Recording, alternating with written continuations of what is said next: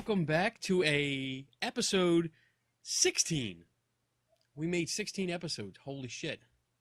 Yeah, we're at 16. Ain't that amazing? Just when That we is- couldn't even get, just when we were thinking about tanking it after episode 1. Well, pretty much every week we decide to quit, but we keep doing it anyway. This week we actually have a guest, and you know what? I thought about this today. I really don't like calling people guests. I'd rather call them like co-hosts because they're on with us the whole show. They talk, they put their input in. Some of them argue with us, so they might as well be co-hosts. What do you think? I call them victims. That's a good one. Well, then our victim today is Chris Weber, and he does a podcast called Paranormal Skeptic Academy. You told me I was going to be the basketball star. Well, I told you he was not black. Okay. That he was a white guy. All right. So, Sorry to disappoint, fellas. It happens all the time. According to That's his my wife. podcast, It's he all right. plays basketball, so he's an NBA star. All right. Well, Chris, you are now a basketball player. Hey, it's all right. Go back to my my youth. Sweet.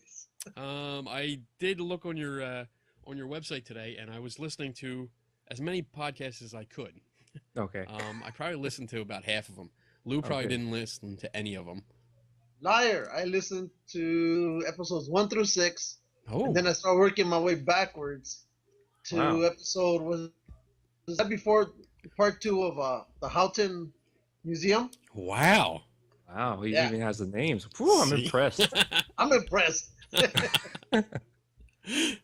Nice. Yeah, I listened to one. I think I went 1 through 6, and then before when we actually first met, when I first met you, Chris, I Mhm. went through, I guess, episodes 12, and I started working back, and Yeah. I listened to episode 13. Mostly because we were mentioned. Yay! Yeah. Yay. Plug. Free plug. But yeah, you do a podcast, and I noticed you did 13 episodes so far. Lucky number 13. Yes, and we were number 13. Yes, we were in Yeah, that yeah. one, and it dealt with Whispers Estate, the Yeah. the Ghost Stalkers episode. And you started back in what, 2012? Yeah, probably summer 2012. I started doing this podcast as a side hobby, and I would release one every 3 months, depending on how motivated I was to do it. They're pretty easy to do as far as research and recording them and edit them and putting them up. So I quit another podcast and started doing this one full time, releasing one full episode a month and little side episodes during the month. So keep people listening. That's the hardest thing about podcasting. So if I can give you guys any advice, is being consistent and then keeping people coming back. Because if you're not consistent and you miss one episode or one scheduled time, your fans are going to freak out, and you don't want to piss off your fans. Damn. Well, I don't know if we have any fans yet. Potential fans. Yeah, There's a couple out there, I'm sure. there's a couple. I mean, like me and Lou. Yeah. So you guys are driving all your hits. There you go. Oh, well, what got you? No. As far as I've listened to it, and far as I'm concerned, it's pretty much you've been taking episodes of paranormal television, which is Mhm. usually like the ghost hunting shows, Right. and real basic description is you rip them apart. Yeah, that's a pretty good short description of it. When I first started podcasting, I had a friend I reached out to, or a fellow podcaster. His name is Dumbass, and that's his name. He calls himself. So um, he runs a podcast called Dumbass's Guide to Knowledge, and he would do something similar, but he would do the Ancient Alien shows, Oh yes. where he would do exactly kind of like what I do. So I would go through an episode, and I'm heavily influenced by Mystery Science Theater 3000. That was a huge influence on me as a kid, and In fact, we're love that talking about doing that. Yes, we've been trying to do that for a while. and ripping on a show like as well as they do, I don't ever expect to reach that peak, so I do it in my own little way. And yeah, I go through from start to finish. I pick out select portions of the show and pick those to critique them, and then to give my commentary and a little background of the site, of the investigators. So if I'm doing a new show like with Ghost Stalkers, I had to do research on the actual paranormal investigators so I can let my fans and audience know who these people are, what their background is, and then I get into the history of the site, why people think it's haunted, and then I get right into the meat of the show and just tear apart their logic, their reasoning, and their evidence, and I just go from start to finish. I fucking love that. I love it. And you know what? You do it really, I guess, politely. You're very nice. You're very professional when you do it. Like, Yeah, I mean, a couple years ago, I might have been known as a dick. When I did it, I've gotten a lot better. In recent years, but I like your style. It's very complete. You pretty much you do your research. yeah, It's no, you can't help but know that you did your research and you did your homework, because you give a lot of information, background information, and it's not bullshitting people. So I yeah, like that. yeah. And It's then not, and I try to when I the process for doing it is I'll watch the show, and as I'm watching it, I have thoughts pop into my head, and I'll type them, on Google Documents. I'll type down what I'm thinking and what I see on the TV or on my computer. And then the hard part is getting back into that frame of mind of when I'm going to record, because I got to read what I wrote, because everything's scripted. I don't sometimes I go off script if something doesn't sound right, but everything is scripted. And so I try to get back in that frame of mind of what I was thinking when I first saw it. So I'll have to go back and watch those clips again, right, and then so I can kind of put myself back in that position. yeah, because I saw. I mean, I don't know what all your videos do. I saw one video, Yeah. and you don't appear on the video. No. So you do every time you're talking, I see a bunch of text on the video. Right. Why don't, are you shy? I'm not shy. Is I haven't got around to how to edit that smoothly. Oh, So okay. All right. I know I can't do it in one take. And most of the time I'm editing, I'm pausing, I'm cutting out ums, cutting out pauses, cutting out breaths, everything. So I'm really meticulous with my audio. And if I Okay. do a video portion of it, I think it would take way too much time because I'm kind of a perfectionist. And even as I'm editing an episode and I hear one minor thing or I say something wrong, it bugs me, but I never go back and re-record because it's already done. So Right. maybe in the future I'll do some video with my handsome mug, but right now it's just the text scrolling up the screen. That's good. I mean, we put it out there since the first episode. Like, look, we're gonna screw up. Yeah. Oh yeah, We- the very we- first episode. That's all it was. The first, I think, going up to episode 5 or 6, it was nothing but technicalities. I mean, Right. they got to the point that I think episodes 3 through 5, we didn't even do video anymore. We just did the whole voiceovers Yeah. because we just couldn't get the video to work. To work right. Um, Yeah. We were running on computers and laptops that were maybe 10 years old. Oh man. So yeah, so we had to update just so we could just take care of our little Yeah. $60 cameras that are, you know, more advanced. Yeah. But now that we got it all figured out, it's better. We're still tweaking it, Right. but We're having fun. we'll get there. Yeah, Yeah. we're Yeah, enjoying. that's all. Yeah, if I was doing a live pod or semi-live podcast like this with you guys, so I was just shooting the shit with somebody, then I'd be more apt to use video. But since what I do is so edited and Right. meticulous, video would be hard. I like the logic that you put into it. You're big on science. Yes. You're big on scientific method. Which got me thinking, like, what kind of background do you have? And now Well, I ask this because every time I give opinions yeah. on things, on TV shows, on so-called evidence and stuff, one of the first questions that come up is, well, what makes you, someone that can give an opinion on this? Right. So, go ahead. So my background is in IT. So technically, computers, cell phones, whatever technical, I have a background in. But I also have a master's in social work. So I know the psychology somewhat of how people think. And I can tell you one thing though, going through a 2-year program in social work, it is full of pseudoscience and full of people who don't think rationally or logically. I was the excuse me, the black sheep skeptic in every class. And I was to the point where if a professor says something or someone says something suspect, they would look at me, say, well, what's Chris's opinion? I said, well, let me tell you, whatever. So I have a background in that, but it also is just self-taught. I mean, a lot of us, you know, we don't go to school for certain things, but we have a passion for it. Right. Yeah. Science is one of those for me. You know, I love science. I try to instill it in my kids as it's a valuable thing to know. The scientific method is important. How to think things through logically, you know, as much as you can with a 6-year-old.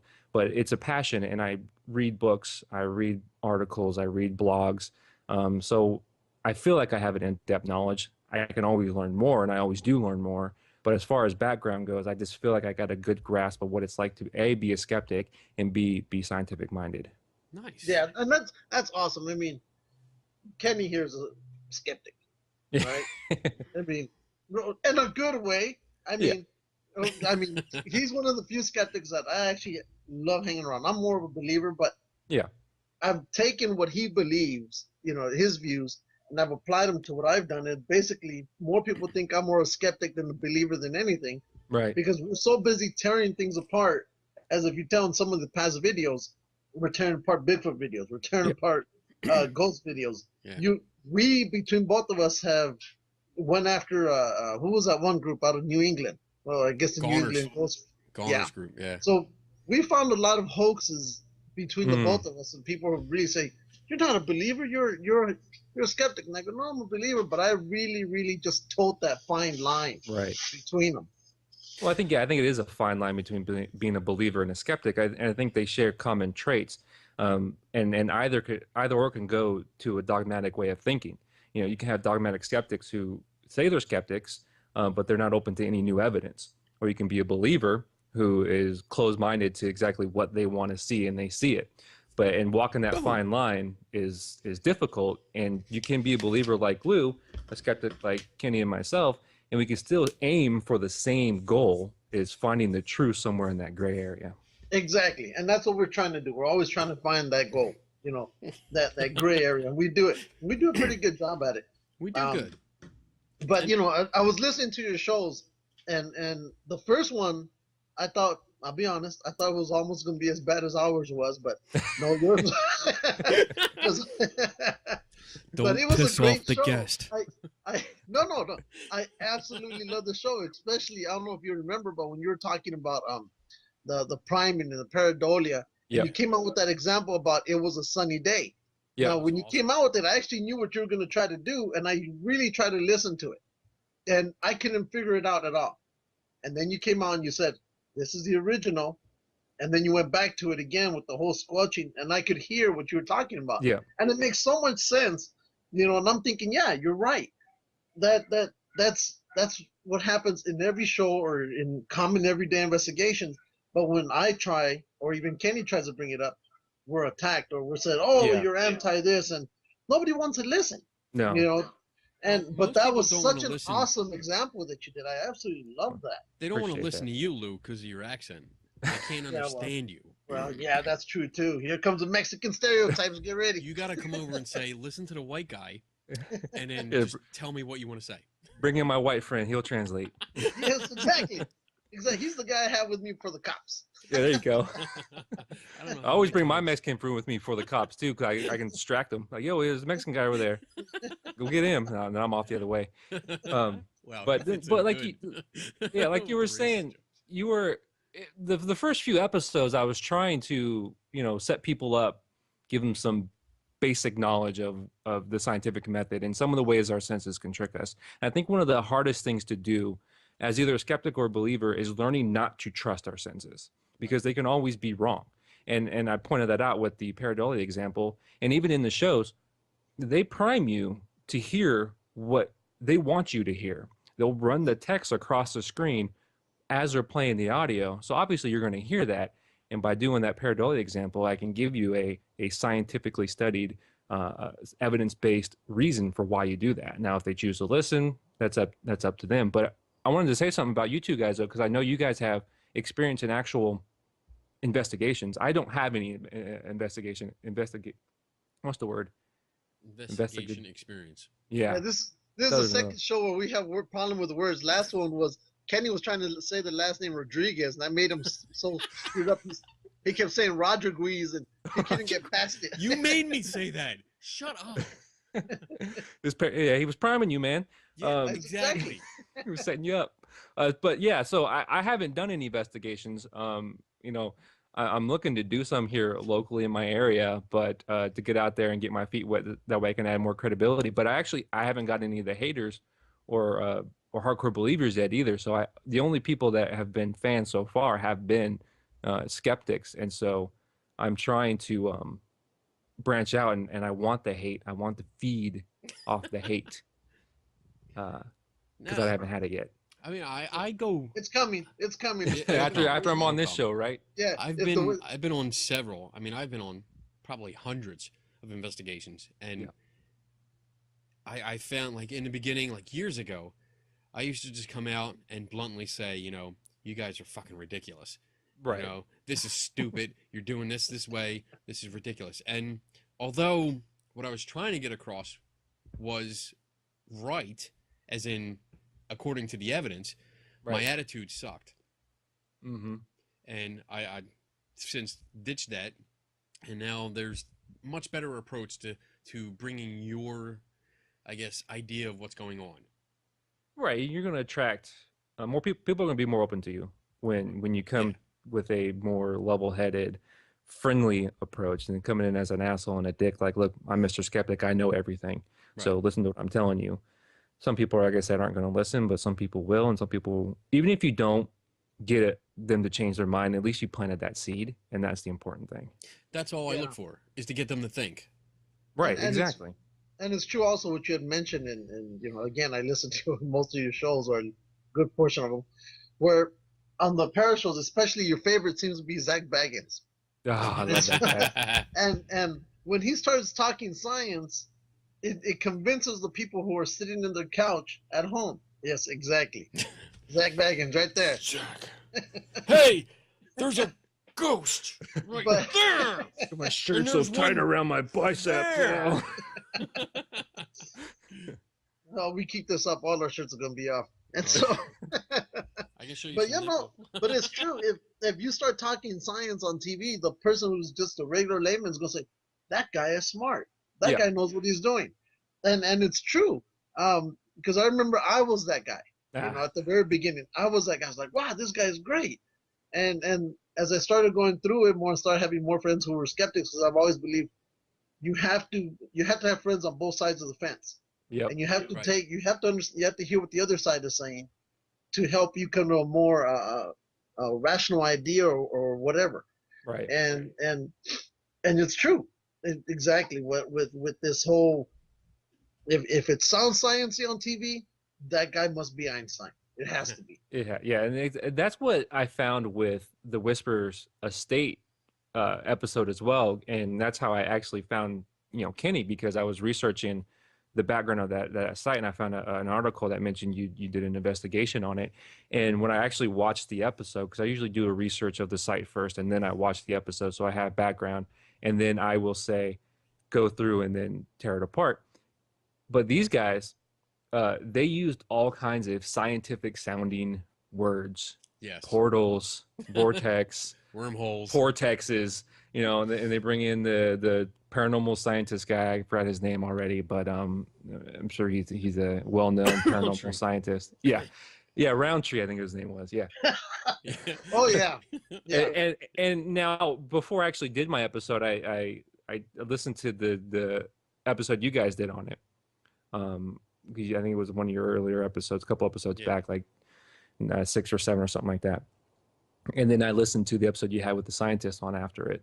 And I didn't quite get if that guy was if he was a believer, a skeptic, scientist. I kind of feeling that he was kind of more of a believer. Kenny, is that Who? that scientist you had on after you talked about the Whispers?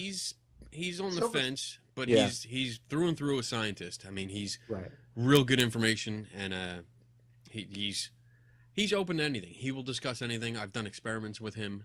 I mean, the guy's I like the guy. Yeah. He's a really good guy.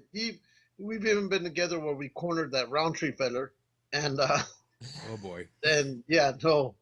Roundtree did not like him too much, but he liked me even more. He might like me even less. So much so that he threatened to sue me. Because he threatened to sue me. Oh, there's always that too. Yeah. But yeah, these guys get on TV and they talk science. Zach Bagans, he has this gold beryllium microphone that accesses some sub frequency of blah blah blah blah blah blah blah. He'll go on for 5 minutes about this damn microphone. I'm like, what the hell? I looked up gold beryllium. I couldn't find anything on Google. Let me down. But everything I found with beryllium was all pseudoscience, new age BS. So Right. I was like, okay, well that must mean it's crap because he's using it on his show. But it's a heightened frequency, so you can pick up sub frequencies and sub frequencies of the sub frequencies. I'm like, and what does that mean? Explain to me why that's important. They don't ever explain that. They just tell you what's important. It just sounds cool. That's why. Yeah. Honestly, I mean, that guy, and I really don't try to talk bad about specific people, but that guy is so full of shit. Yeah. I mean, he uses big words to confuse the people that listen to him. Right. And the people that are listening have no choice but to believe it because it sounds sciencey. So they buy into it. But it's total bullshit. And I can't stand it because we have to deal with the shit that he does. People keep coming up and saying, well, I heard this, I heard that, he wrote this. Did you check out this book by this guy? I'm like, I read the book. It's shit. Yeah, it's crap. It's crap. I'd rather read, an Archie comic book because that has more science in it. But because of your show, I suddenly had a lot of bad luck come on me. Uh-oh.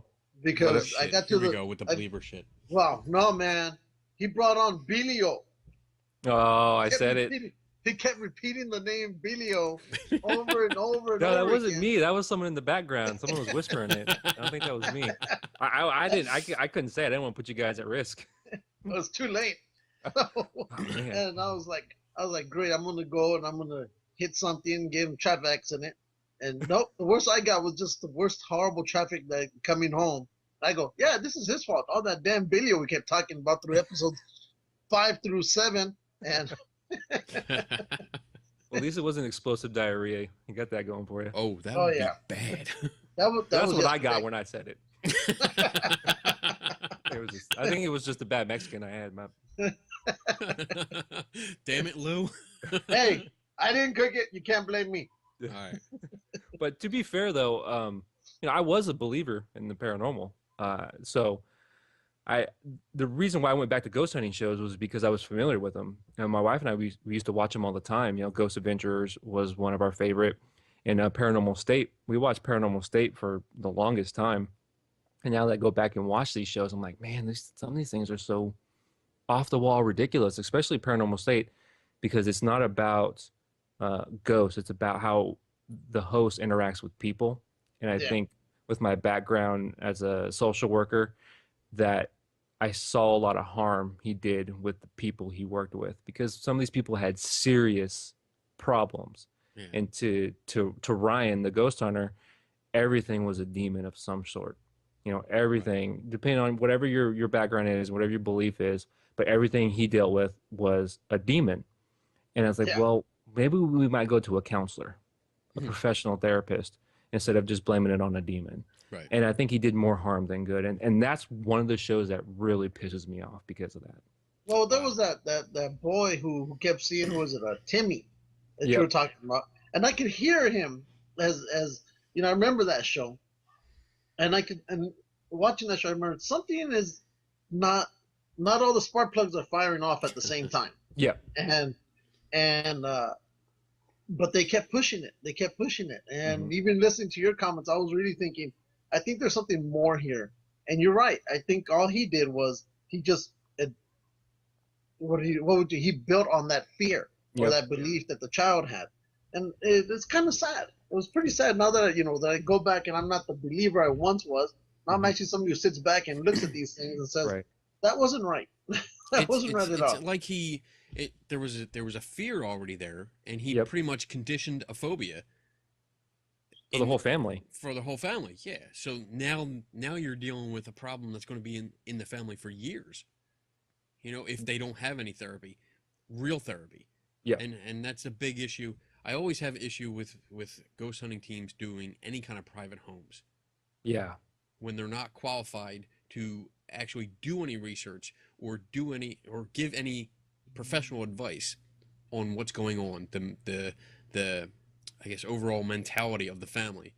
They're going in and giving this advice based on beliefs that are in there, like ghosts and demons, Right. but they have no training whatsoever to actually deal with the behavioral problems of Right. these families, and they're causing a lot of damage. Yeah, and with the ironic part with this particular episode, or in the first few episodes of Paranormal State, they had a counselor, they called her, Yeah. come with them doing investigation work, but I couldn't find any credentials on this person when I was doing my research, and I couldn't find anything where her degree, her background, or anything. So all we know, it could have been just another student at the school, or even Right. a faculty member.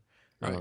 But even then, this person is a believer in ghosts first, then a counselor. It needs to be the other way around, because this ghost fear, this seeing ghosts, could be a manifestation of something else. And after I just created a video for that episode, so I got to listen to it again.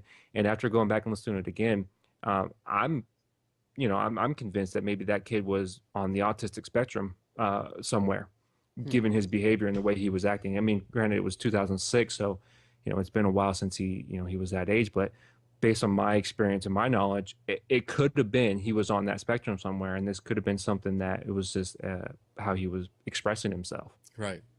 Wow. So since you said you and your wife used to, or would sit down and watch both the shows together, does Yeah. she still watch, or what is her take on this now? So she can't watch them with me anymore once I became a skeptic, because I became unbearable to watch them with. So you Because yelled at the TV. I would point out every inconsistency, every nuance, every bullshit, what this, that, the other. And she was like, "This is just, I'm just done. I can't watch these with you anymore." What tipped you off? What changed you from, because you said you were a believer, and you enjoyed the shows, you watched them.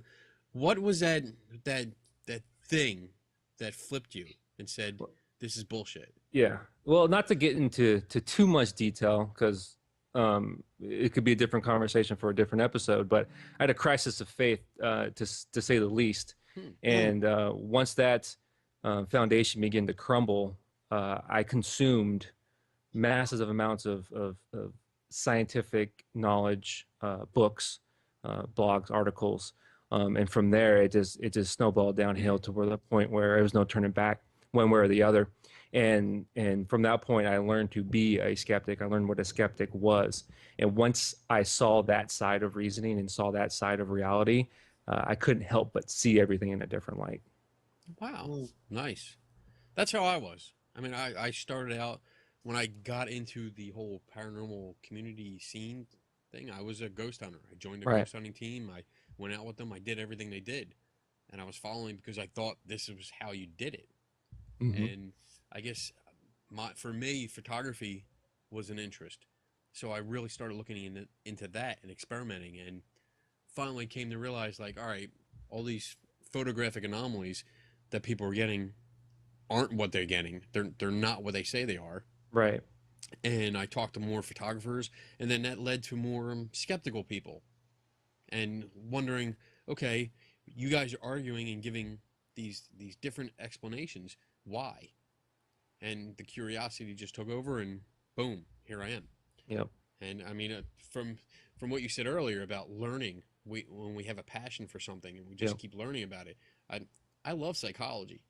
Yeah. I've never been trained in it, but I mean, the books you see behind me, most of this row here is psychology. It's all psychology from college textbooks that I get and I read, and you don't see the rest of it, but I'm going to show you anyway because I love showing this. That's the rest of my library.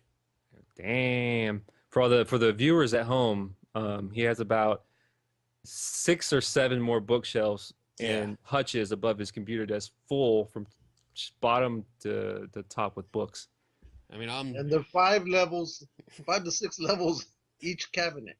Yeah, it's a massive collection. I actually started cataloging them, and I have 2.5 shelving units to go, and I'm already at almost 700 books. I love to read. I love the research. This is what I do. Yeah, He also loves the finger paint and eat glue. Well, yeah, Well, don't we all? especially the white glue. I mean, it's got that it's got a particular taste to it. I'm more of a I super gotta glue ask. fan. I just want to make sure. How's my video? Is my video okay? EV is okay. It's choppy coming in and out. Okay, yeah, because I see it going. I see the light going on and off, but no. Well. It's not distracting. You're Okay. good. We don't need to anyway. So you said you've never been on a ghost hunt No, at all. Have you ever attended a conference? no, No. I don't get around much. Okay. You're in North Carolina, correct? Yes. Yes. We should go down there and visit them when we plan our big trip. Yeah, there is a spot that's just outside. I'm in the Raleigh-Durham area, and there's a spot just outside that is called the Devil's Tramping Ground. Ooh. We actually have a local brewery here that names a beer after it, and it's supposedly a spot where nothing grows, and geologists from all over it don't know why it doesn't grow. But there's a big circle of dead stuff in the woods. And, It's because a UFO landed there. it's probably why. Probably. You really think I don't want to say it's aliens, but Right. it's aliens. something unidentified, maybe flying, is probably an object, That or a bunch of Bigfoots go there and that's their peeing area. or it's where they have their orgies. Could be. But that's something nearby where I can go. I can drive to in a couple minutes, as opposed to driving to Idaho or Indiana, wherever Right. Whispers Estate was. Because at this stage of my life, with my kids being the age they are, I'm not capable of doing that. Oh, Now, listening to your show, I feel like I've grown with your family, that I am your family. Because All on my the first fans. show, the first show, 5 hours ago, your daughter was only 3 years old or 5 years old. Yeah. And at the end of those 3 hours, she was now 6. I'm Yep. pretty sure she might be 7. So they grow so quickly. They grow so like a blink of an eye, my friend. Like a blink you of an pour some water on them. You put them outside in 3 the hours. sunlight. eye. 3 hours, they grow like crazy. Yeah, I think that's funny too, because I go back and listen to them too. I'm like, okay, in this episode she was 4, and then she was 5, and now she's 6, and then she'll be 7. It's just, I try to stay away from ages so I don't date the material, Right. but when you're doing a ghost hunting show from 2006, it's kind of hard not to date it. And when it's a Yeah. podcast, I mean, it's so hard Yeah. not to, because we talk about like personal shit all the time, Right. and you can't help it because that's what we do. We basically, we've done this for years now. We have conversations, and we just decided to hit the record button. Well, and he let- decided to hit the record button after our trip in Kentucky last Yes. year, where a bunch of tomfoolery happened, and we almost got kicked out of a little go-kart location That was your because fault. instead of, well, not my fault, your wife T-boned me and ran me off the road. You were the only So- Mexican. They kept looking at you. So they have this huge track that's like almost 2 miles long, I guess, and it's in the It middle of gets bigger somebody's every time he backyard. tells the story. But it's better. Halfway It's around my the state. story. When it's your story, you get to change it. 50-mile Oh. long go-kart track. Drove halfway across the state. Exactly. So his wife T-bones me, which is true. I tried catching is up to true. them, and instead of following the track, I started going cross country. Why not? Yeah, exactly. And I mean, they are lawnmowers, and so yeah, we almost got booted off because Hey, of if you ain't cheating, you ain't trying. that. Yeah. He knows all about cheating. Oh, yes. Oh, well, Oh, you know what? You're gonna have to attend some conferences, just to get a feel. I mean, Yeah. just so you can get an understanding of where they're coming from. Right. Because Yeah. it's really, what is that? It's what's the word I'm looking for? You go in there, you finally realize what their mentality is, how they're It's thinking. enlightening. Yes. Mm. Getting their perspective of things. Yep. You will become one of us, just like you One of know you. the Heaven's Gate people. But We I have only some like grape Kool-Aid. Kool-Aid. Oh, by the Oh. way, this is our official makeup show Oh. because we missed a week between New Yeah. Year's and Christmas. Sometime we missed a show, so we're this Friday night, which is tonight. We're doing a makeup show. That's why we're all drinking. Exactly. Yeah, I'm tapped out. I finished You my need to beer a get long time another one. ago. I know, but it's all the way downstairs in Well, how long will it take to get another one? 30 seconds. Okay, you Go ready? ahead, get one. You ready? Take your Okay. headphones off and Hold on, I don't go. want- All right. He's gone. So he's gonna go get a beer because Taco that's break. what kind of host we are. we look out for our guests, who are now co-host/victims. We make sure the important things get done. When you need a beer, we make time for you to get a beer. When you need a taco, which is so stereotypical for a Mexican, we make sure you get a taco and a beer. Wow. I also have beer. my standard Kenny special tea, which is a mix tonight of lemonade tea and the Kraken rum. Love that shit. Look at that. He's already back. Oh, damn. Oh, shit, he lost his camera. If you guys were talking about me, I would know because you're going to post this audio. We're going to post everything, even you dropping the camera. Mic drop, walk off stage. Right, There you go. Look at that. Boom. Oy. One taco gone, two to go. See, the hardest part isn't getting downstairs and getting a beer. It's picking which one to drink. Oh, I hear you. Now, listening to you, you said you like, was it IPs or you favor IP? Yeah, IPAs. Yeah. Oh, that's good. We I like drink the- Yingling, nothing more. Yingling's not bad if it's all they have on tap. I'll drink like a Yingling or a Sam Adams, but any IPA, I'll dig it. I like the bitterness of it. Now, I really like what you were talking about, since I'm not a big time beer drinker. But you were talking about how a lot of companies have gone away from the bottle Yep. to Oh, the cans. can. Yeah. And then you started talking about how and I never realized until I was thinking about this, that you said the darker bottles had something to do with Sunlight, the right? light or something. And so I never thought about it. And now I guess there's a reason for this as well, this color. Yeah, the darker the bottle, it filters out more light because light is the enemy of the yeast in the beer.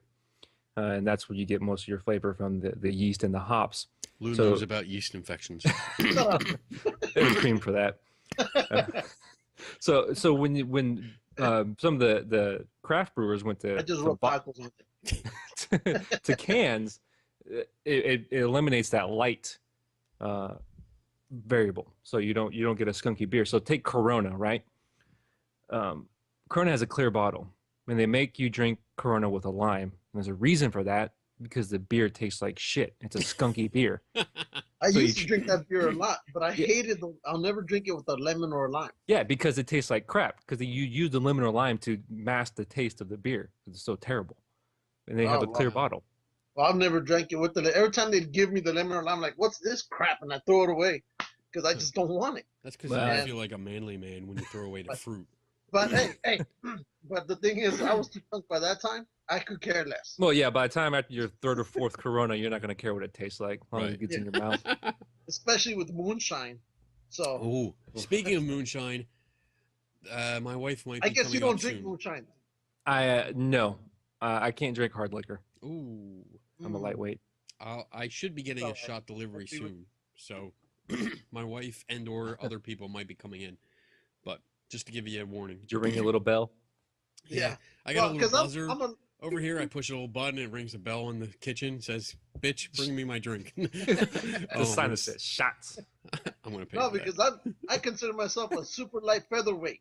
You Yeah. are. You Yeah, are. yeah. And but my friends make fun of it, but I'm like thinking, so what? Because after one beer, I'm already at the promised land. Yeah. Whereas my buddies, when they're at 8 or 10 beers and their wallets are shrinking, I'm the winner at the end of the night. Hey man, I can't argue with that logic. That's flawless to me because you're coming out ahead. You got a good buzz, and you keep your money. you go. Exactly. Yeah. Exactly. Nice. Unless some white guy robs me, like Kenny. That's Whatever. true. You sold my furniture. Well, you shouldn't have left me alone I at let your him house. stay here for what, like 4 days, four Yeah. or 5 days. Hmm. First day, I go to work. I get up in the morning.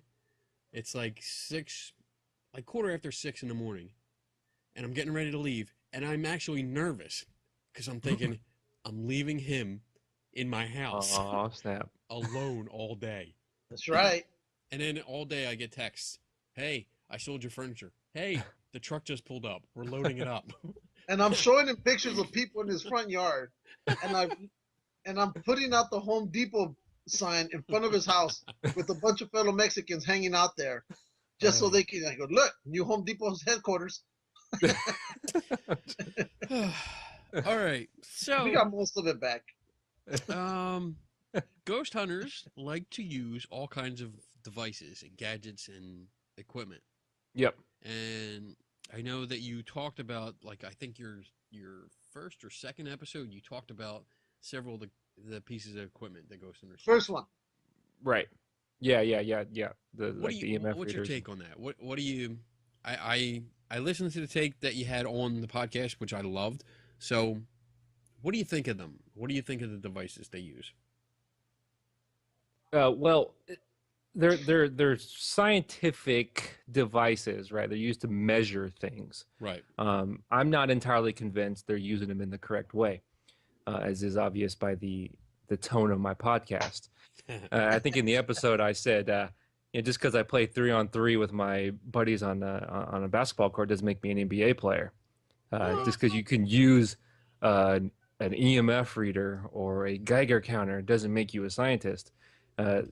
So my idea would be to have them in a room with a scientist and get them, like say someone like a Michael J. Fox type character, and have them teach them how to use the equipment and tell them what they're doing wrong. I don't know what that is.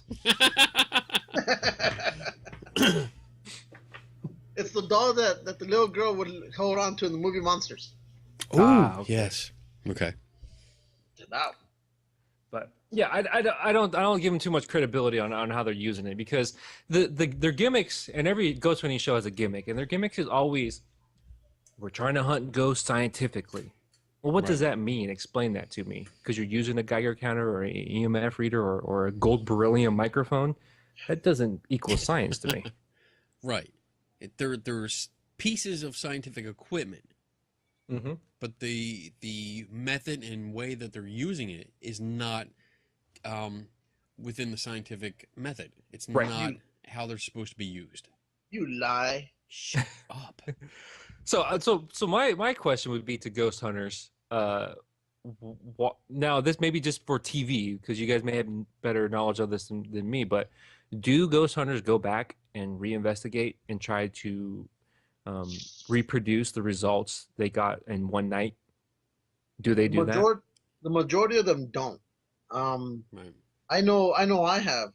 When I've done it, I go back to this one place, and sometimes you could say something weird happens, and then other times absolutely nothing happens. But I think the majority of teams don't do it. They refuse to. They go in, they're basically saying, "Look, I got my pot of gold, Yep. and that's all I need. I'm out of here. I don't need anything else. Yeah. This is enough to prove it." Now, do you think that ghost hunting, and we use that term colloquially here, like you're looking for some anomaly, ghost hunting, do you think it can be proven scientifically, or is it such anomalistic that you can't really pin it down? I go with the second part of your question.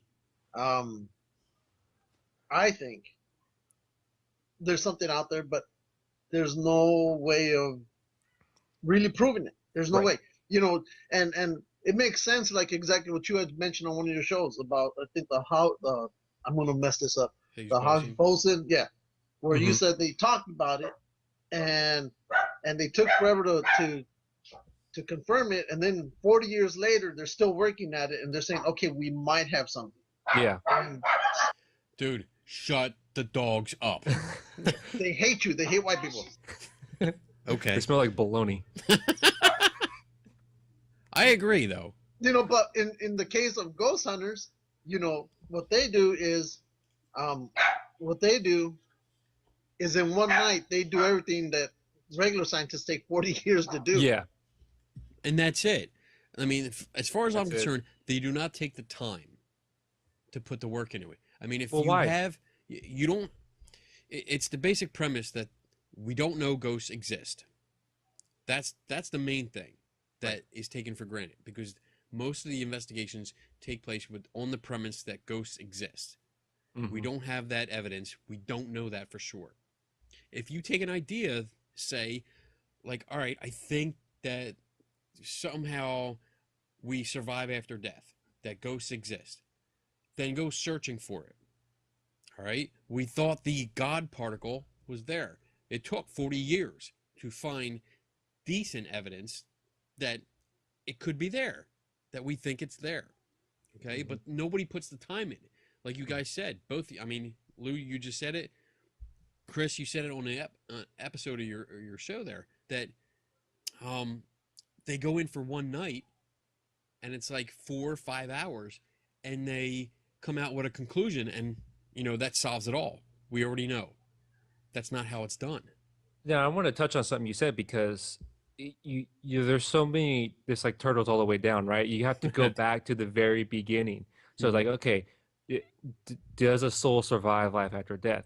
Is there a soul? Is there a neurological reason for consciousness? Blah, blah, blah, blah. All the way back to the beginning of time to answer these questions. But ghost hunters just assume that something from us, and they like to use the vague term energy, live on after someone passes away. But they negate everything else before that you have to prove to even get to that point. And like you just said, Kenny, they don't want to put in the time, and Lou said the same thing. They don't put in the time. Right. They want to jump. Huh? Yeah, they stopped there again. When I was barely beginning, it was boom, look, we got something, we're awesome, we're gonna be the next biggest thing. But as I progressed and I started going, wait a second, this just isn't making sense. And you can't be presenting this evidence because it really doesn't mean anything. As it's one of those things that you actually have to work at it. And I don't think there's no one's ever going to be able to say, boom, here's the evidence, there it is, because nobody has the time. They're all late. I hate to say it, but they're lazy. The majority of them are lazy, and that's what they're going with. That's all they're ever going to stay with. So what's the purpose? Thrill. It's a thrill. Well, yeah, I think it's a thrill. But then with some it's a thrill. With others, it's they want to know what's on the other side, if there is another side. And that's cool. I think it's the whole afraid. We fear death. We fear death in general. I think what it is it's not that we're gonna die, but that's something we're gonna do alone. When we're together, like right now, we're all hanging out. We're doing this as a group. But when one passes on, you're doing it on your own. You're leaving everybody behind, and if there's something after, it's only you. It's not, I'm gonna bring all my friends with me. It's myself. And I think people are trying to figure out what's going on. I think that's why they search for the afterlife, or see if there is an afterlife, because they don't want to be alone. In the long run, I think that's what it is. They don't want to let go. They don't want to be left alone. But when we're born, when we come into this world, we do it alone. And when we leave, we're going to do it alone. And I just think. Go ahead. So do you think that it's one person's quest for truth, the way they see it? So they use ghost as a way to soothe or ease those fears, or as a way to validate their own feelings about death? I think it's all of that. Yeah. It's all of that combined into one. Yes, what Lou said. I think people do not want to be. They don't want to do this alone. They don't want to be afraid. They want to understand what they're going to do, and I think that's what the whole thing comes back to. As per your question, I think it's all of that. It's all combined into one, probably with some other stuff involved. And again, also with what Kenny says, there's people who just do it for the thrill because they want to get scared, or they want to go to a location that you're normally never allowed to. Right. Now, me, go ahead. Go ahead. No. No, go ahead.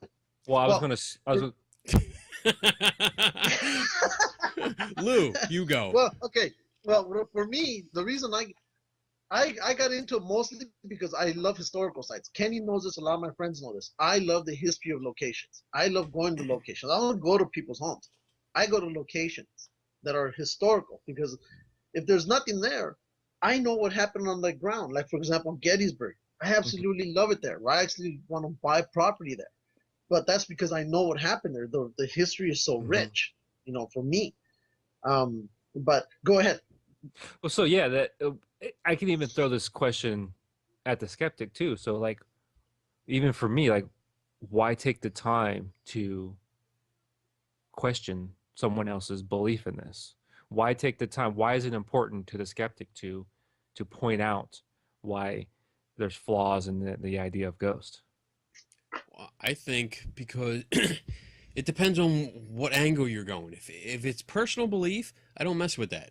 Right. Like, personal belief is personal. It's you. Whatever you believe, that's fine. But once you start preaching that to somebody else, Mm, and unfortunately, what comes with preaching is usually the preaching as fact, mm, as in, this is what I believe and this is what really happens. That's when I have a problem, because now comes false hope. right. It comes fears, unsupported fears of being in your own home, especially when people start making claims of demons and shit like that. Right. Um, when when psychics talk to families and act as if they're talking to loved ones that have passed on. I mean, for me personally, like, how dare you pretend to talk to someone's loved one that has passed on Right. and pretend to interpret what they're saying, pretend to put words in their mouth and translate for the family. I mean, for me, that's the ultimate fuck you Right. to a family, and I can't stand that. I understand consoling families. That's fine. You talk to the families. You try to help them move on, but you don't pretend to talk to their daughter that died in a Mm-hmm. car crash, or their father that passed away in some like terrorist attack. You don't do that, because now you're basically lying to them, and you're making money off of that. Yeah. So that's why I do it. You're profiting off of people's emotions. And yeah, and psychics, I've been asked to do shows on psychics, and I said I can't, because it's different than ghost hunting, because ghost hunters present evidence that they think is evidence for their experiences. But Evidence. psychics don't. Yeah, psychics don't. They don't do that. They're telling a story, and it's up to personal interpretation. So you can't, for me, from my point of view, for doing a podcast, is you can't take a psychic show down like you can a ghost hunting show. And like you said, Kenny, it's preying on the weak, or preying on the emotionally vulnerable. And because when people are in an emotional state or heightened emotional state, they're going to search for any answers they can get at. And even if they have some sort of belief in the afterlife or whatever, they're going to latch on to anything that they can to validate that experience. And I think psychics do a terrible job, as in they do a good job at doing what they do, but it's terrible for the person. Right. Well, there used to be this one show.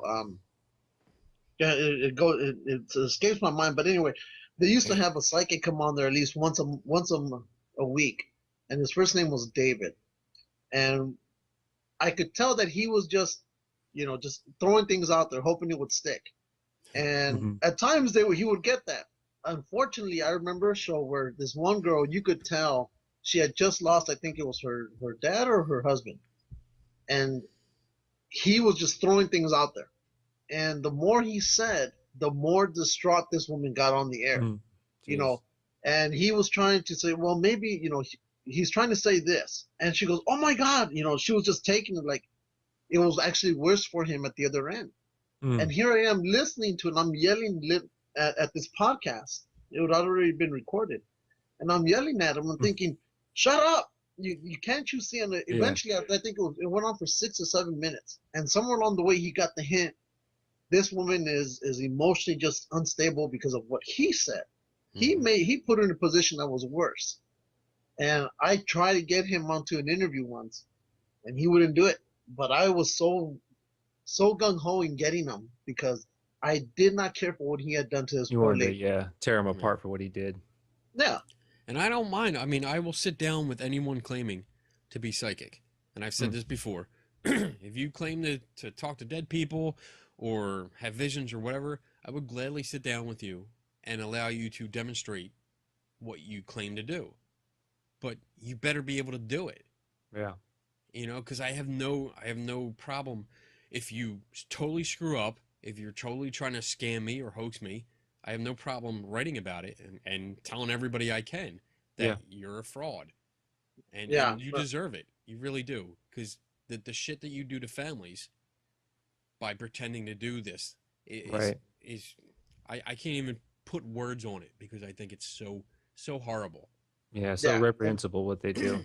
Well, that even leads on to people making these crazy new gadgets that they build in the field. Yeah. Like you spoke about the Tennessee rats, I think is what they're Wraith, called. yeah. Wraith, yeah. chasers. And you were talking about the solar panels they were using. I guess basically a ghost is supposed to walk by it, Yeah. and this thing will sense it and it'll suck them up. And Yeah. as soon as you said that, I was thinking of the ghost trap that they used in Ghostbusters. Yeah, exactly. That's the You first know. thing that came to mind. And I Yeah. was like, wow, they built this thing, but it's so much bigger.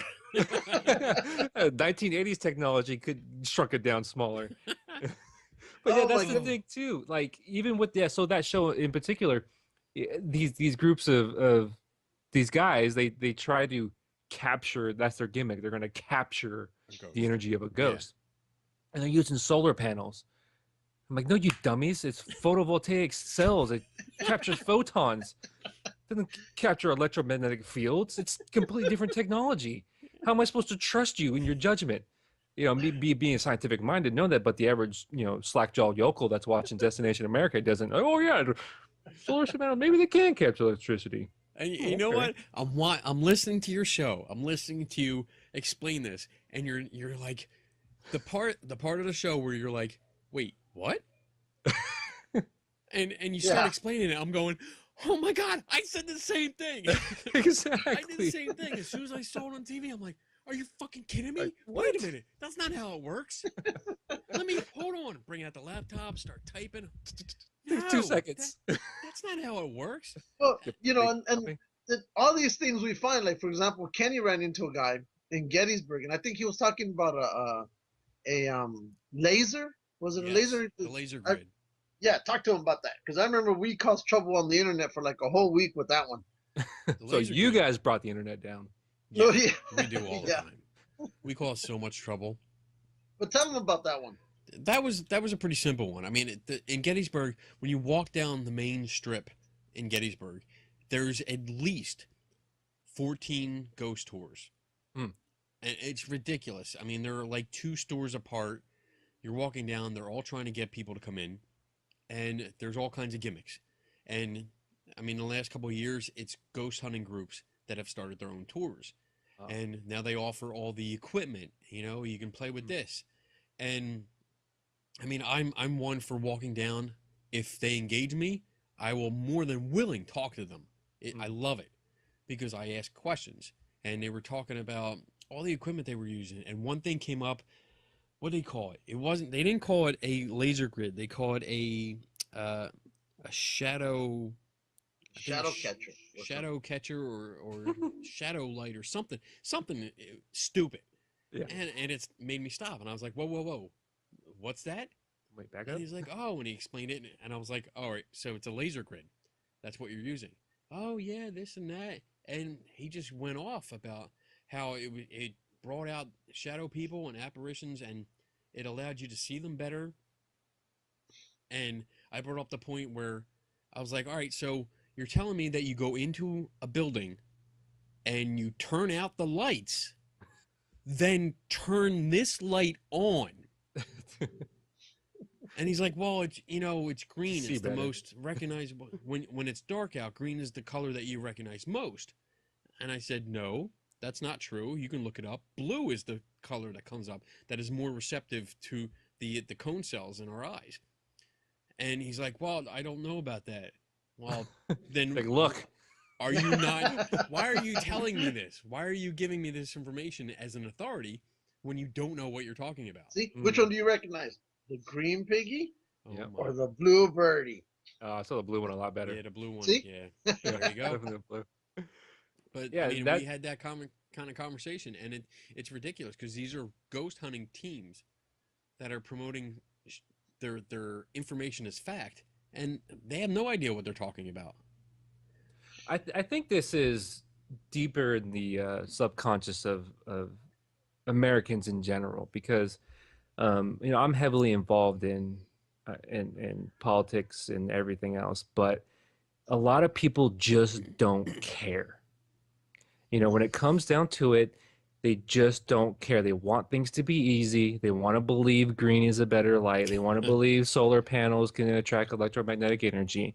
They just don't take the time and effort. And I think people like us are a rare breed because we want to know more. We want to know why it does this. Why is the sky blue? Why is, blue better than green when it comes to, seeing at night? We want to know. And a lot of people just don't care. And I think that's the uphill battle for anybody who's trying to impart knowledge on people. So let me ask you this.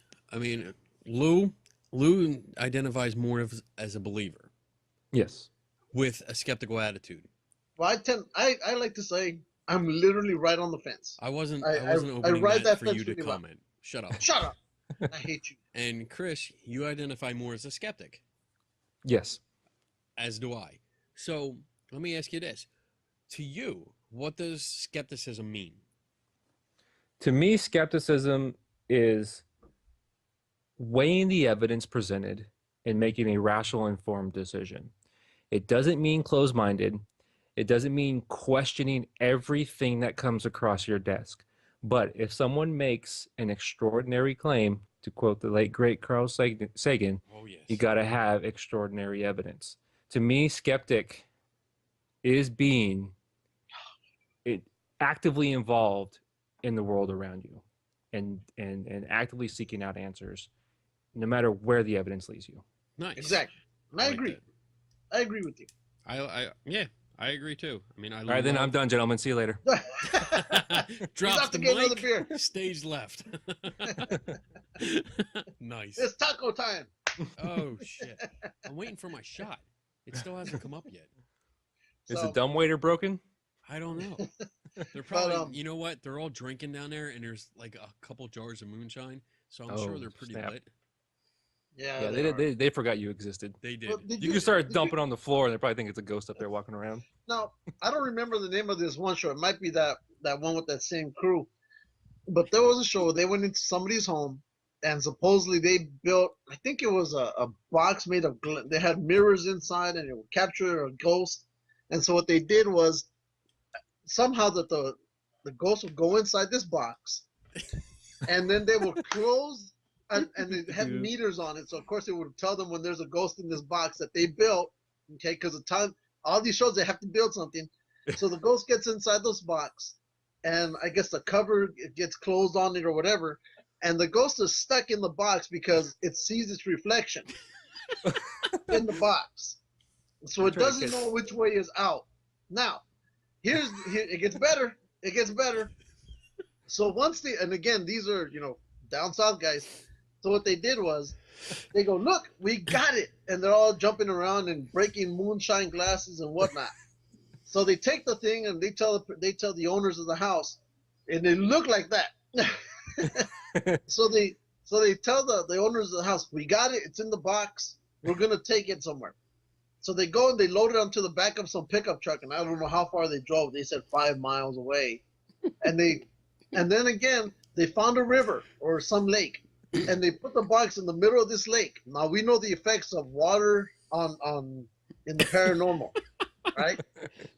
So they take it there. Yeah. No, it gets better. It's not over yet. So they take it there and they put all their resources and all their money into this building, this huge box. And they said that the one way to get rid of it is that they were going to blow up the box. Why not?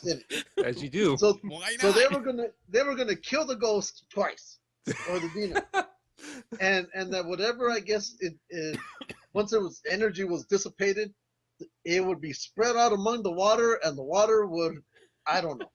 It's like homeopathy, right? It'll just exactly. have the essence of the ghost in the water. Exactly. So anyone who swims that lake or catches a fish from that lake is going to get that ghost in them, and then it's going to start all over again.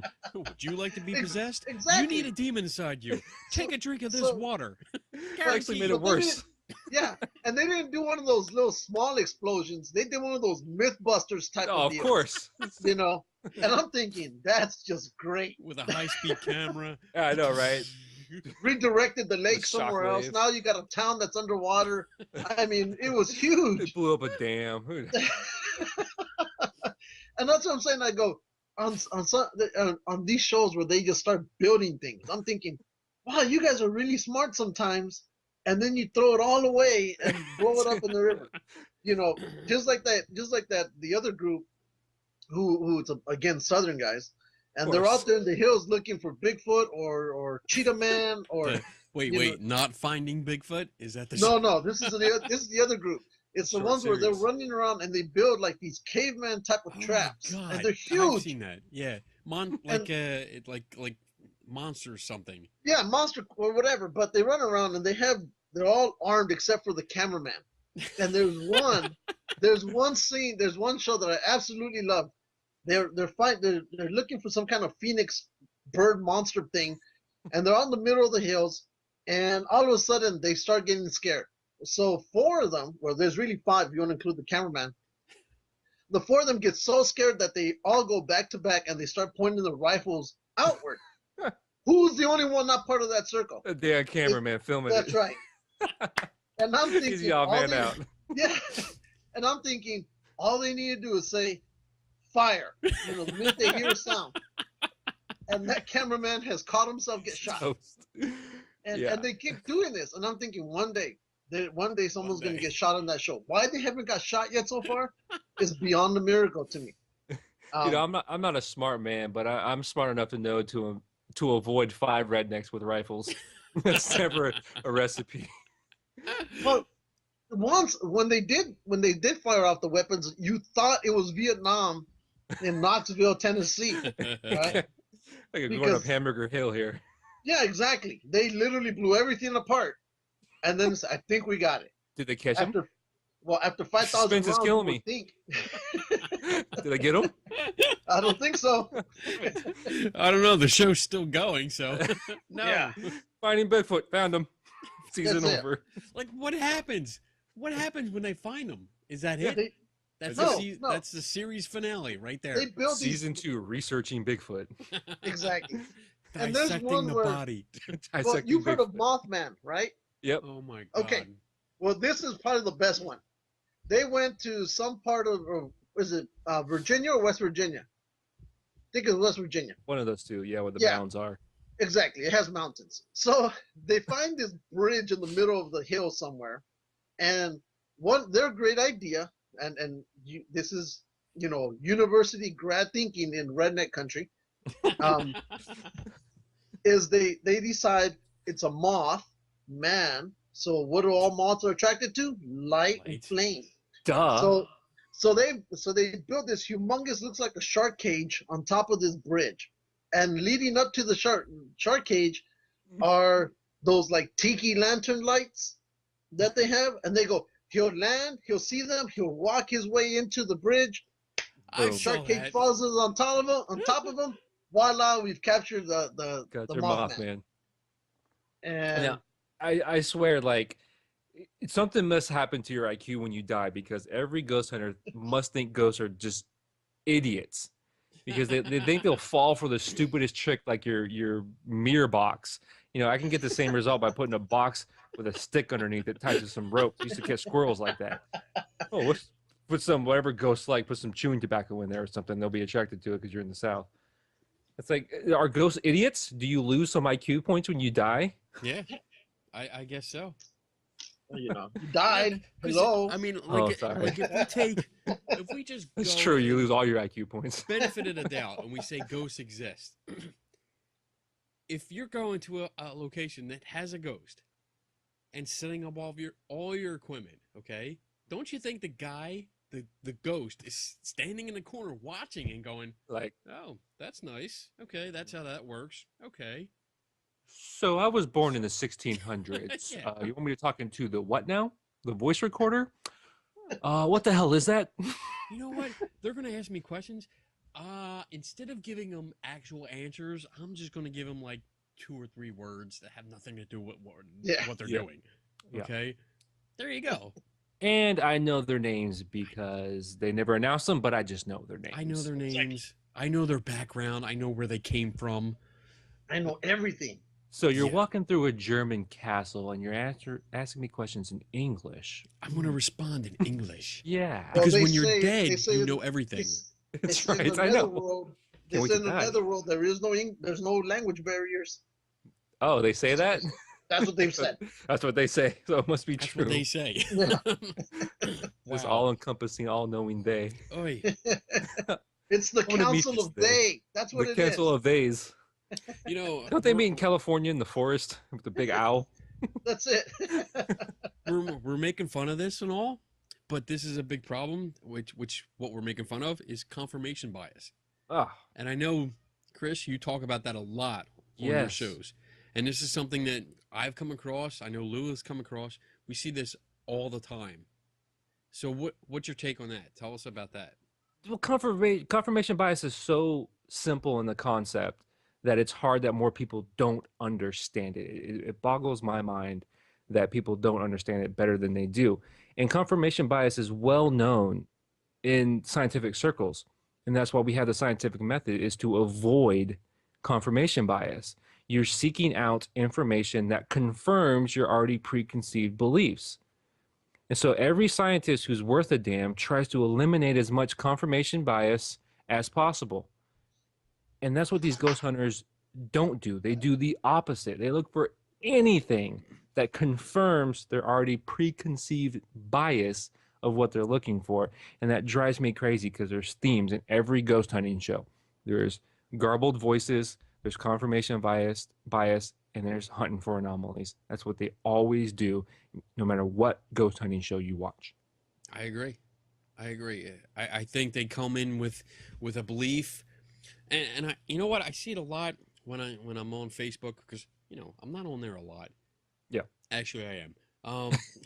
And I see a lot where groups or individuals that are part of groups will post something about, hey, we're going to so and so place tonight. I can't wait to get all the evidence. So they're already going in with the idea that they're going to capture evidence, no matter what. Yep. Because they have the idea that it's haunted, because they've heard stories or they've been there before. There's no question of it. Right. And what's really weird is that all the claims that are made about the place, nobody really investigates those. Mm-hmm. They just go in and they do the routine that pretty much was established by TAPS. I mean, they go in, they sit down, they ask questions, they post video, and that's it. They go off of that. Yeah. There is no room for alternate ideas.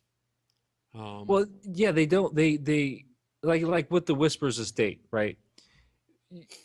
Everything I found, and correct me if I'm wrong, Kenny, because you did some investigating, but events, as they call them, didn't start happening until a certain person bought the house in 2006, right? Correct. So these events started happening, and you found some abnormalities in the house that may lead to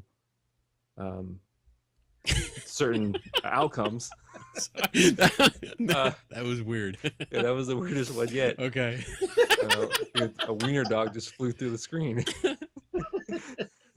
So You so missed when something the that cat screamed once. so they find so the event started happening in 2006 when a certain person started, when they owned the house. And so what they do is they go back in time and they find things that can fit that narrative. Like, oh, there was this doctor who owned the house in 1899 and there was a fire and a person died. Yeah, you have a house that's over 100 years old. Guess what? People are going to die in there. That's what happens. So they fit those little pieces of that puzzle into their own mind of what they want to believe. Mm-hmm. They don't start at the beginning and work their way up like, oh, there is no events, no recorded history. Then boom, 2006, over 100 years since the house has been built, all of a sudden there's events. I wonder if there's something we're missing. Instead, it's, oh, well, it must be these people that died 100 years ago. Right. It seems like as soon as you find out somebody died in the house, they are Ghosts. responsible. Yeah. Yep. They're the ones that do it. Yep. Go ahead. The big thing that I had a problem with this recent show was that the Whispers Estate got its name for a reason.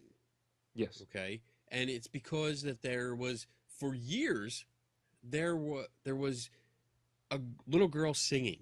That's what was heard. People would go The in there. little girl's name was Kenny Biddle. Shut up. People would go in there for their investigations / ghost hunts / stakeouts, and they would hear this little girl singing. and it was a specific song Yep. all the time, and it actually got recorded a few times. That was how it got its name, Whispers Estate. And in this recent show, there was absolutely no mention of that. And for me, I think the reason is because when the current owner took over, all that singing stopped. It stopped immediately. And I've actually had conversations with the owner and the two women that are, I guess, I don't know what you would call them, caretakers or whatever. One of them was on the show. Conversations with them, yes, the singing stopped immediately when the new Docents, I owner think took they're over. called docents. Are they called docents? I don't I don't know what they're called, but they take people through and they explain the history and stuff. They're nice. Well, out of the two women that do this, one of them's nice. One of them absolutely hates me, and she's really mean to me. So, I mean, even though I tried to be nice, She's called your wife. whatever.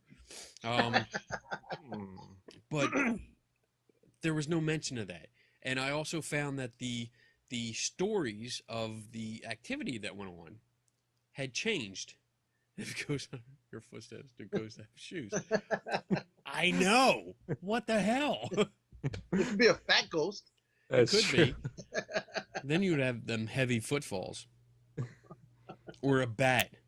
Now, we're not taking too much of your time. Are you still okay with time on this? Yeah, no, I got probably another 25 minutes. Oh, cool. Okay. All right, Good. just wanted to make sure we don't want to hold you hostage, like No, Kenny that's does okay. with so many of our other hosts. Oh, wait. Invitees. Lou, I have Co-host. something for you. Hold on. Here it is. Yeah, that was one angry bird. That's right. Oh, Jesus, can't believe I said that. Oh. See, I've kept away from the bad words because I know he beeps a lot of that on his show. Yeah, but this is our show. Yeah, and if I decide to steal the audio, I'll bleep it, Yeah, go ahead. which Steve. I'm probably gonna do. Oh, you're welcome. can. If you want to steal the audio, go ahead. I don't care. Do you Okay. care, Lou? No. Good. Yeah. Speaking of history, Yes. I wanted to touch on this because you touched on something that we touched on when we talked about Bobby Mackey's. Oh, Yes. We had an episode where we had our friend Melanie on from the Military Veterans Paranormal Group, and she did an excellent job of researching the history of Bobby Mackey's. Right. The rum is really starting to kick in here. The lips are getting numb, aren't they? She did an excellent job of researching the history. It was amazing. And she found that basically all of the history that they promote that has to do with the ghosts and paranormal activity in Bobby Mackey's was false and or did not happen in the place. if you listen to it, there's so many things that we talk about on that show, and everything that you've learned or heard on TV or from the other famous ghost shows, and you hear what she went through, you're like, it's two different things. Where the hell did they get any of this that they're talking about from? Now, I remember researching that episode, and that was the Ghost Adventures episode. And there were some books I found on Google Books about that site, and exactly what you said, Kenny. What was reported in this so-called book that was one of the believers in the paranormal didn't coincide with the actual history. Down to Bobby Mackey's was the dental student that supposedly killed his pregnant girlfriend and dumped her body in that well in that building, where even that story didn't match up with what happened, because they said, well, here's the well that was like 5 miles away from the actual Bobby Mackey's bar or whatever it was. How do you connect those two? Now, my thought is that maybe they're trying to gin up publicity for the place and trying to get more people there to visit and make money, which I think is a lot of motivations for a lot of ghost hunters or these paranormal sites. Because Whispers Estates, I think you can stay there for a couple $100 a night, or one of those sites. Whispers Estate, you could actually rent This the guy whole actually murdered place. house. Yeah, exactly. The Axe Murder House. That's what it was. Yeah. Because I did it on a little news brief. Was you can pay like $200 something a night to stay there. So the owners of these places have a vested interest in keeping these stories alive. So Yes. even if they don't think they're true, I mean, if making me money is an all powerful motivator, and they will. They have And no that reason to refute them. It only Exactly. benefits them to keep them going. exactly. And, Yeah. Well, Melanie did such a good job that she found. I remember the name of the woman who was dropped in the well. Her name was Johanna, and no, Melanie did. no. It was No, Pearl. well, okay, well, whoever. But she went off. She went off Typical and she found Mexican. an actual living relative in Yeah, Vegas. white people names. Yeah, exactly. I get confused. They all sound alike. So, but she We had did a she whole had show found- on this. Shut up! And so, but she found actual living relatives who are residing in Las Vegas, and she interviewed them about this whole thing. She did great. I mean, Yeah. she also found out like the well that is displayed that you go and visit at Bobby Mackey's is not the only one that was there. That Right. was one of 3. Yeah. And it's not the one that was used to supposedly throw the head of the Pearl girl in there. Yeah. I mean, it was really good. It was really informative, and Melanie had actually sent me all the documents she had. So it wasn't as in like she's like, I know we're going to talk about this. I don't want you to think I'm just saying this. She sent me every piece of document that she had, and we included it in the show. I threw up all the photos Right. of all the documents so you could That's see what it we for weren't yourself. doing video because we were having issues. That's because we couldn't do video. Yeah, because we couldn't figure out how to work this thing. The Skype machine. The Skype Yeah. Skype was screwing us. So as you're talking, I'm bringing up my show notes, my script for the episode, and I'm assuming a lot of the information I got was probably, what was her name again? I'm sorry. Melanie. Cadwell. Yeah. Cadwell. Yes. Yeah, I'm assuming because a lot of the stuff I got from the internet was probably from what she did, because I have it here, the Johanna girl who have poisoned herself after her mobster father. What did she say? She let you drink. Killed the boyfriend. Yeah. Yeah, killed the boyfriend, right? But public record says there's no police reports to even substantiate that Right. claim. There was no. She actually found the only Johanna in the area, and I think she was still living. And it had absolutely nothing to do with the story associated. There was no dancer, because it's supposed to be like a Pregnant, single. showgirl dance. dancer. There was absolutely nothing about that. And She was actually married, and she died of what was it, over poisoning? Forget. That's the story. The story That's was the story. Yeah, that she poisoned herself and her father. Right. Something like that. Yeah. But I mean, I find that a lot. I mean, I find that sites that have a vested interest in it, that are making money, will embellish the history a lot, and sometimes go all out and just create stories. And here's the perfect thing, what you talked about, how you said locations have a vested interest in keeping that story alive. For example, here, I wanted to go to that location. I wanted to go investigate Bobby Mackey's, all the hoopla I've ever heard about.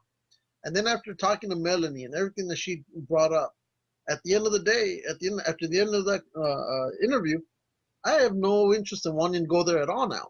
Because to me, it's been debunked. Nothing was matching. So you're right. It's very important for them to keep the story alive instead of saying. And even so this adds to the credibility of the ghost hunters as well, because any rudimentary research would have found this information out, but yet we have a whole 42-minute episode from on a cable network of a team of ghost hunters researching and investigating those exact claims that were proven to be bunk, and yet they go in there with the assumption that they're true and continuing that narrative that they're true, even though there's plenty of evidence to say that it's not true. So that calls into question their credibility. Yeah, I agree because I actually listened to that show today while I was supposed to be working. Yeah, we don't work. I don't work. We much listen either. to podcasts and stuff.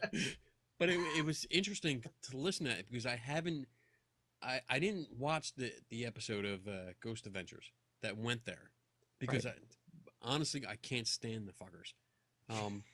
And that's total honest. I've But gotten into arguments with them. yes, Literally. but So listening to the show and hearing some of the things going on, it was, I guess it was frustrating because I'm listening to it and I'm listening to Zach make all these comments and bold statements about I'm not scared of you and throwing out all these statements about history. That's good. That was good. That's the whole I like that one. And knowing the that Hulk Hogan pose. everything that he's saying is completely false, Yeah, exactly. it made it just more ridiculous. I honestly, I didn't think it could be any more ridiculous than it was until after talking to Melanie. Mm-hmm. And then you hear it, and then knowing what you know about a site, and then hearing these jabronis go through with their I love that word. with their little theories of here's a gate here's a portal straight to hell, the sewer, and they're walking through a big cavernous sewer drainage ditch, and they're wondering why they're hearing freaking echoes everywhere. Like, yeah, could it be maybe you making noises and echoing sound echoing? No, it has to be something. Oh, man, I'm freaking out, man. I'm freaking out. I feel cold. It's a cold chill. I got goosebumps. Oh, there's hair. Oh, it must be a ghost. All right, let's get out of here. Like, no, if there's a ghost there, stay there. Don't run. You know what? I did not realize that our friend Roundtree was on that episode. Because I'm listening to somebody talk like all sciencey, and you're playing a clip on your show there, Chris, and I'm like, I know this voice. Who is this voice? Oh shit! It's Roundtree. It's Roundtree. Goddamn Roundtree. Good. Here we go. A stairway to hell. There's a stairway that goes nowhere. So there's a portal to heaven and a portal to hell, and I'm like, yeah, that's where the portals came from. Holy shit! This the origin story of the portals. They built the whole Ghost Stalkers portal bullshit off of this show. We found it. Now we know the origin. There we go. The origins of portals. We're all gonna get sued now. You know that, right? Every last one of us. Hey, all of us. Just be thankful we're not in England, all right? Because if we were in England, we can have our asses handed to us. Oh But yeah. we're in the US of A, and we can speak freely. Yeah, I agree with you. If we were in the UK, we'd all be in trouble, and also in Canada. Canada runs the same thing. Pretty intense libel laws. Yeah. But do you really going back, think? I mean, honestly, no matter what we point out, we're not going to affect any of their income. oh no, So go ahead. And I would also love for any of them to prove that ghosts exist in a court of law. I would go ahead. just not in Texas. Well, okay. Shit. But see, that's the thing too. Like, it would be so it would be so much easier for us to go out there and just bullshit our way through a paranormal hunt. It's just so much easier just to make shit up. I've said this and be successful. I've said this a couple times where I'm like, you know what? All we have to do is be a little dishonest, and we can make a lot of money. Exactly. But it's hard. I can't do it. I cannot Yeah, exactly. do it. I have morals. I have some I morals. can do it. Yeah, no some problem. morals. Well, you could do it. Oh yeah. You'll be by yourself, and I'd be right there next to you going, bullshit. Don't believe a word he's saying. He's Mexican. Send your Don't checks believe to. me. Oh my god. I think I Yeah. covered. I have one last question, Sure. and I think we've probably covered it pretty much throughout the this episode. But He's married. thank you. If you like it better, put a ring on it. I'm married too. Hold See? on, let me put it back on. I got it right here. Oh, there there it you is. go. Oh. How important That's right. is the scientific method Yes. in paranormal investigation? See, that goes back to what we spoke about earlier when I mentioned what's the point? The paranormal, by definition, outside of normal, can it ever be proven to exist? And personally, I think the answer is no. The scientific method is a method to understand the reality that we we think we live in. It's the best tool we humans have come up with to make sense of the world around us, because uh, our senses can lead us astray. So the scientific method brings us back in, and it lets us do that. Can the scientific method help the paranormal? No, I think it only No. hurts it. Yeah. I agree. I don't think Well, you can prove. I don't think you can prove it. But I Well, think it makes sense also what in one of your recordings you had. I don't know who was talking, but I guess it was at some conference, and the guy said, I guess he's trying to be scientific, and he's part of some paranormal group, and he's trying Yes. to say back in the 16th century, we screwed over the science community, and ever since then, they that haven't was forgiven Roundtree. us. Was that Roundtree? That was round three? yes, Really? yes. I didn't know that. I was, but whatever. It Because makes he talked sense. about the spiritualism, how it Yeah. came up, and they screwed Yeah. over. Yeah, I don't know. I don't know who it was. I was you like, suck. What kind of You shut up. investigator are you? shut up. Hate you. Whatever. But yeah, you're right, because I remember finding that guy. If it was Roundtree, if it was, if it wasn't, we have to go back and check the notes. But I remember looking up. I got one of his ebooks, like paranormal investigation tools, and I remember that very distinctly, where he said that the spiritualist ruined it for everybody. It's like, no, the scientific method ruined it for the paranormal, not spiritualists, because what the scientific method did was prove that those spiritualists are all full of shit. Yes. Yes. As far I'm as out. the psychic thing and all that goes. He's out. What he's done. There he How is- goes. Oh shit. He's done. Now we're Harmony with harmony. oh yeah.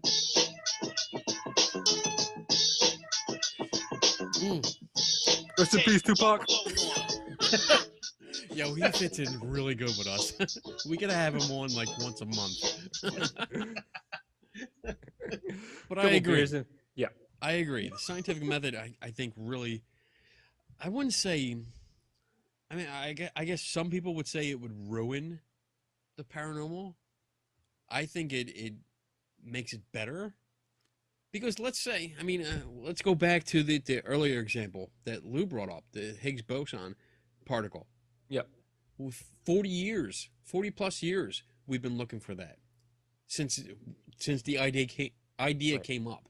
Okay, Mhm. and now we have some kind of evidence for it. And even that's in question now. Even that's in question. Yes. If we put the time in it, if there's an idea that there's an afterlife, then they should really be putting the scientific method to use on Mhm. this. But there isn't. But it's hard. That's why. Exactly. And I've said that a dozen times, at least. It's hard. Because And another good example is outside of confirmation bias is cognitive dissonance. yes. It's another concept that says anything outside of the normal thinking is hard for me to understand. It requires energy, so I'm going to ignore it. And the scientific method forces you to confront that cognitive dissonance and that confirmation bias. And now a lot of paranormal investigators don't do that. I agree. Yep. I agree. It's way too hard. Mhm. It's much easier to just believe what you want to believe and go off of that than to set up an experiment that might result in a conclusion that refutes your own. Yep. Yeah. Because you don't want your theory to be refuted. Deep down, most people don't want to be wrong. Right. But the mark of a true scientist, and I'm not a true scientist, but a mark of a true scientist is relishing the fact that you're wrong. Except for Lou, and I see his diploma behind his head. That's Yes. right. His Is that- diploma in his PhD in Here. tanks, especially German There's tanks. my diploma right there. It looks like I a light folded it switch. for better safekeeping. That's right. Folded it and laminated it That's right. It's compact size. It's wallet size. because there's no proof outside of that piece of paper that you got any degree. Yeah. Well. I have a degree. I am an ordained minister now, of Dutyism. A Dudism. I have Duty a is- duty? diploma from the Dutyism. Xavier Institute for Higher Learning. Yeah. I'm good. Oh, were you ordained too? Yeah, Oh, we're both ordained now. we're ordained. Oh, sorry. I am an official Jedi Master. Well, we went out. You seen that movie, The Big Lebowski? Yeah. Of course. We follow his way. Follow the dude. That's right, dude. the dude way. And there was an actual website. We made a whole show on that We too. did. Because we're So- really screwed So up. and we because have of nothing us, to there's talk probably about. 10,000 to probably another million of us out there who can actually conduct weddings. Sweet. And this is the song that we played that we start off with. Not that one. Your timing Oh, sucks. Yeah, timing Yeah. sucked Your on that timing one. Oh, Oh, wow. sucks. oh my God. Maybe it's the Technology delay sucks. because you're in California. Shut up. And we're back live. We're back. There we go. And there goes another penalty for using a licensed product. You're gonna get a dispute from Google getting the email. I got plenty of those when I post my videos on YouTube. It says Discovery Channel has filed a dispute. I go, the Fair Use Act of 1972 says I can use this video for criticism. Really? That's Yeah, what they we got- have to I've got- do. Yeah, I got a couple of those, and We have to criticize the music so that we can Yeah. use it. The music was terrible. That was, I don't know. I didn't like the whole melody that went with it. Yeah, the horns were, kind of abrasive on the lead in It there. was very forceful. It made me dance, and I didn't feel like Yeah, I dancing at the didn't time. feel like no, definitely not in the mood to All dance. right. All So right. really? So you We're got good. some of those letters, and what happened? They just leave you alone when you send it back? Well, so you can dispute the claim. Mostly, what it says is that your video contains copyrighted material and it may not be viewable in certain countries. And it says you can dispute the claim. So I disputed the claim and I said, the Fair Use Act of 1970, whatever it is, can't remember the exact year, says that I can use this for criticism. And exactly what I'm doing is criticizing the videos. And I just got an email the other day saying the claimant has failed to respond in 30 days. Therefore, the copyright thing is waived. So Nice. it's just it's this thing that it's an algorithm in Google that triggers it, and then Discovery has a chance to respond to it. And if they don't after 30 days, and then the ban is lifted. Nice. Mm. So we just have to remember that and reply when we get That's right. booted. Yeah. Kind of just like muscle up Wonder Woman it, Awesome. Oy. So, I think we used all your time because we're at like an hour and 40 minutes, just yeah, about. 40. We kept you up all night. It's Friday Yeah. night though. Yeah, I Yeah. usually stay up till like 1 o'clock anyways. Oh, sweet. awesome. Yeah, I gotta get caught up on my shows. You got anything coming up? What can we expect from the Paranormal Skeptic Academy coming up? So expect more consistency. I'll be releasing a new full-length episode on the first of the month, or as close to the first month as possible. That's consistency that I'm going for. I also have a buddy named Phil Albertelli. He does a podcast called the Weekend Out Podcast. It's kind of like a skeptical news show podcast where he takes news items and analyzes it from a skeptical point of view. We're going to try to do like a MST3K type thing for Paranormal State, yeah. where we both watch the episode and then we're going to go through and give our comments on it together. Oh my live. God, It's they not gonna be stole edited. our idea. They did. We want royalties. That's right. All right, out of the one Patreon I have, I'll give you what PayPal takes, which is like 2 cents. How does that work? I mean, I hear you doing on the show. Yeah. Like, how successful is that? So I have one patron One patron. from Australia. Oh, Yeah, he pledges $5 an episode. wow. So when you go into the Patreon, you can set up a page, and then when you go post an episode. So what I use my gimmick is for Patreon is you get the full feature video, right? Yes. And I like to give them a little something different. And they go on and I post my video and I say, is this a paid? And it's for patrons only, and I have different levels and I make it for the level. And then the first of the month, they charge the patrons whatever amount they pledge. And you set up like $1, $2, $5, $10, whatever. So whatever they sign up for, it goes directly from them to my PayPal account. You know, so out of $5, I see about 430 after Patreon takes their cut and PayPal takes their cut. Okay. But I know podcasters who make a living off that. Wow. Yeah. I know guys who make up to $800-900 an episode, and they release one a week. Don't get excited, Lou. We're never getting there. We never said we were gonna charge. So Yeah. Yeah, we're but- staying free. right. And so the audio version is always free. The audio version, the That's good. straight audio version, is always free. And so you know, it's a gimmick. You know, I justified to my wife like, look, I made $5 this month, so I'm not completely wasting my time. Yeah. And so with my buddy Phil, we're going to try to do an episode like that. I've had him on a couple episodes already. He interviewed me for his podcast, and so yeah, just look for more episodes, more expanding your knowledge on the paranormal. I'm going to go into like some of the tools they use and some of the backgrounds on how you're supposed to use it. Some of the other scientific knowledge concepts like pareidolia and confirmation bias and cognitive dissonance and stuff like that. Cool. More concise episodes. So yeah, that's what's coming. Good. I like that because that gets more good information out there. It educates the public, which is good because there's so much bad information out there. Oh yeah. Yeah. I just did I didn't. Just Nobody do it. cares. Shut up. I guess about 3 months ago, I put together a list of definitions because it was pissing me off that I would go to different sites, see different posts on Facebook and stuff. People using terminology completely differently. You know, Right. What are you doing this for? Shut up. Seriously? The man said he needs to leave in 25 minutes, It's Friday night. and he has to listen to your rants. Oh my god. I'm gonna hang up on you, Lou. Anyway, the terminology. I made a list. I tried. It started tried. out with a Thanks, small Lou. I list. appreciate it.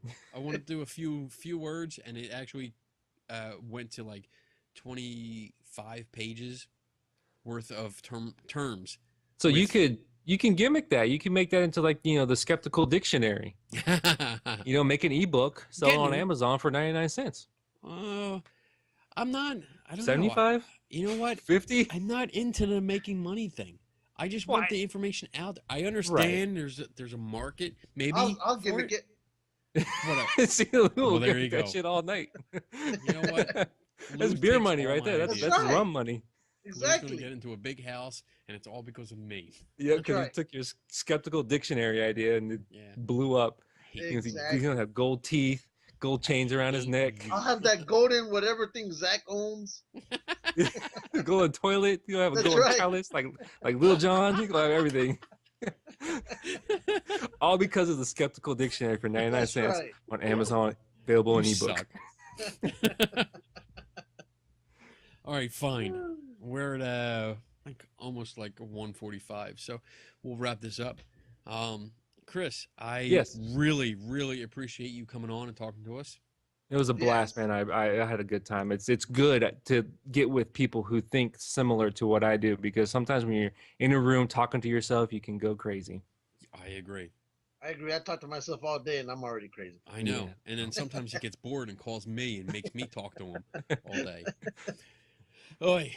But we will look for you. We will constantly talk about you from now on because Sweet. now you're part of us. So and I look forward to having you on again. Just call us Voltron. We're one now.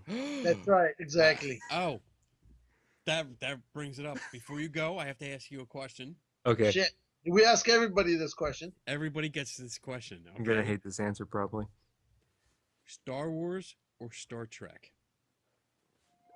You know, you're gonna hate this answer because I No, don't you watch have to either. Pick one. Ah, god damn it. Pick one. I'll have to say Star Wars because I actually watch those. I don't watch Star Trek. It doesn't count because he was forced. No, He was he forced. picked it. He The picked force. it. He used the force on me. It's a skin thing. He went with the white guy. Star Wars. Hey man, hey Lou, my uncle is Mexican, all right? So I got familia. So Who's yeah, he's like Mexican? a quarter of he talks Mexican. Spanish. He's good enough with me. I'm He's from good. I'm from San Diego, man. Oh, Dude. okay, that's it. He's upset. Don't be upset. I'm It's from like, northern Mexico. It's like 12-1 now. All right, that's good. But Next Generation, I can get down with Next Generation. Next Generation All was right. good. That's the only good Star Trek, I think. Okay. But yeah, I'm not a nerd like that. Sorry, guys. He's in the beer. We talked about That's right. this. I'm a nerd for beer. He warned me beforehand. He's like, I'm not a nerd at all, dude. I don't get into any of that. Yeah, But because I like listen to beer. your show. Yes. So That's no, good. but I'll be honest. I'm a fan. Your show has made me a fan. So I'll Oh, be cool, listening man. to I your show more. appreciate it. Cool. So, Yeah, I but appreciate it. there's the other question that we haven't asked in a while, Oh, and we shit. used to ask it. So here it goes: All right. tacos or enchiladas? Oh man. Here we go. So if I'm at a Mexican restaurant, La Rancherita, I'm going enchilada. Oh, damn! But it You don't depends, even- man. Sometimes the sauce is too sweet, though. If I'm making it at home, I'm eating tacos. There you go. That's acceptable answer. We win. Whatever. Ken, No, you never had an first enchilada in your episode. life. Shut up. No, first choice was enchiladas. No. See, my mom used to make the bomb enchiladas back in the day, but Boom. I wouldn't consider them Mexican. But Comfort food. I win. All right. Let's let him go, dude. All right. Now you're Lou, keeping 'em. but Lou, what I usually get though, check this out. When I go back home, I go to the local, grease Mexican taco stand, and I get a big plate of carne asada with corn, not flour, corn That's right. tortillas, with some guacamole and some pico de gallo. And I pile that Oh. shit on, and I grab that. That's it. He is not my brother. He is not You my have brother. been accepted. That's it. That's my street cred right there, son. Now you want to bless, motherfucker. Yo. I appreciate the Taco time, time. guys, and I appreciate you having me on. I really do, and I'm glad I found you guys. It truly, from the bottom of my heart, I'm glad I found you guys, and I appreciate the time. We're glad too. I mean, We it was appreciate great. it all, man. It was really great. I'm glad you contacted me about that. Yeah, it was awesome. The thing I did, and we got to talking. And it was really good. Yeah, man, it worked out perfect. Definitely look forward to talking to you again, and we will be constantly listening to your show and commenting on it, and we'll probably bring it up a lot. You'll be an unofficial sponsor for ever Cool. Yeah. that we know Expect of, my royalties. and yeah, That's right. and since we charge about Nothing. carry What's it 10% to of zero? Zero, yeah, we'll send you a percentage of that. Sweet. And yeah, there we go. So enjoy the rest of your weekend, and I guess we will talk to you later. Cool. I appreciate it, gentlemen. All right, take it easy, buddy. All right. Take Bye, care. guys. Bye bye. Bye bye. That guy was awesome. That guy was fucking cool. I liked him. Mm-hmm. You're still eating? You. I'm hungry now. Actually, I really, really gotta pee. All the rum has gone through, Yeah. and I need to pee. So I'm gonna hang up on you. Mm-hmm. Uh-huh. That was a good show. I like that. I really enjoyed him. He was good. He was fun. He was informative. He was intelligent. He knew what he was talking about. That was Why do I great. feel I carried that show? You really? Yeah. Really? Yep. You? Me. Okay. I'll let you have this one. Okay. I just booked him. I got him as a guest. It's all right. I'll take credit for booking him. You can take credit for carrying He's my him. brother. He's Mexican now. No. I won both questions. He I talks won. Spanish. I'm enchiladas and Star Wars. I won both. You don't even eat enchiladas. Shut up. I do. I You've love never them. had a single enchilada in your life. I'm not talking to you no more. All right, buddy. I am out. Have a good Friday night. Have a great weekend. All right, you too. And never stop learning. Don't take anybody's word for it. Except Damn right. tacos are great. You should take my word for it. All right. We are out in 3, 2, 1.